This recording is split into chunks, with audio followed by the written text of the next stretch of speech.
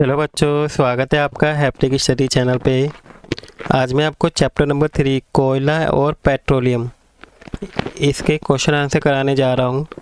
इस चैप्टर को मैंने करा दिया है, अगर आपने वो नहीं देखा है तो आप प्लीज़ मेरी प्लेलिस्ट में जाके चैप्टर को देख लीजिएगा। तो आज की वीडियो में हम इसकी क्वेश्चन आंसर करेंगे।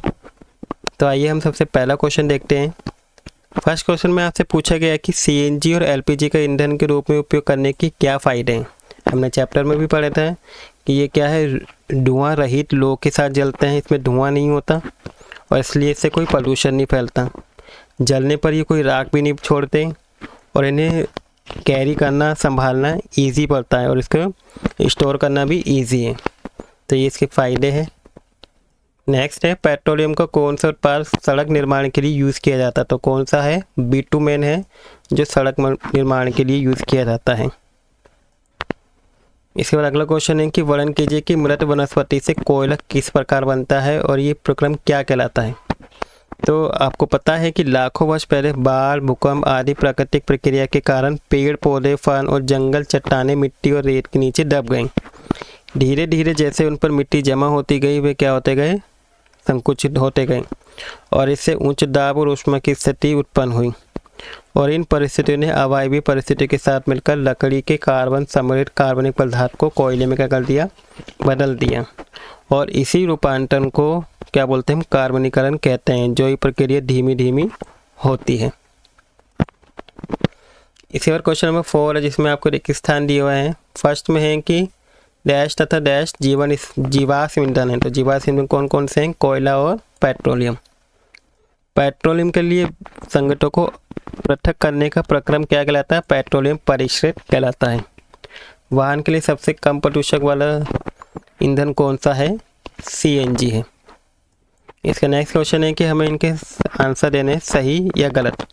पहला है कि जीवाश्म ईंधन प्रयोगशाला में बनाए जा सकते हैं। तो ये क्या है, असत्य है। इसे हम प्रयोगशाला में, लाइब्रेरी, इसमें लैब में नहीं बना सकते।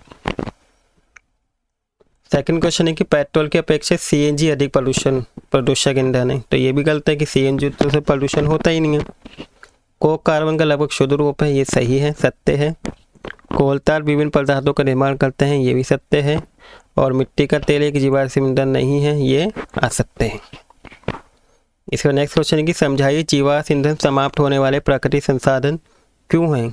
इसे समाप्त होने वाले प्राकृतिक संसाधन क्यों बोलते हैं, क्योंकि जीवाश्म ईंधन बनने में लाखों वर्ष लगते हैं और प्रकृति में सीमित हैं और एक बार उपभोग के बाद इनकी पुनः पूर्ति आसानी से नहीं हो सकती, इसलिए इन्हें समाप्त होने वाले प्राकृतिक संसाधन कहा जाता है। कोक के अभिलक्षण उपयोग का वर्णन कीजिए।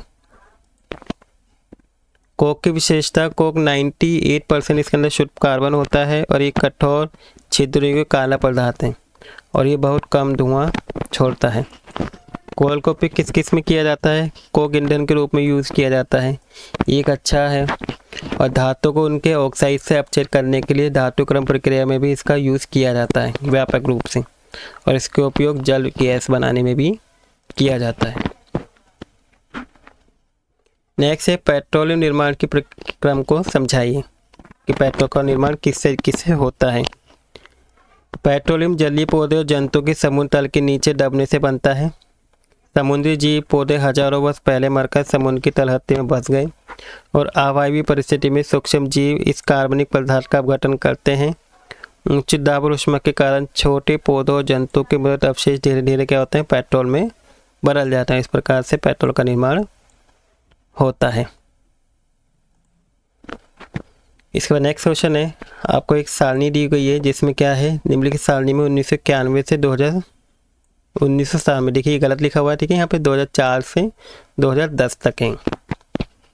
में भारत में विद्युत की कुल कमी को दिखाया गया है, ठीक है, 2004 से 2010 तक दिया हुआ है। इन आंकड़ों को ग्राफ के द्वारा हमें ग्राफ बनाना है। अब वर्ष में कमी प्रतिशतता को y अक्ष पर तथा x अक्ष पर क्या दिखाना है, वर्ष को दिखाना है। मतलब ये जो वर्ष है इसको हमें x एक्सिस पे दिखाना है यहाँ पे और y एक्सिस पे हमें क्या दिखाना है, कमी को दिखाना है।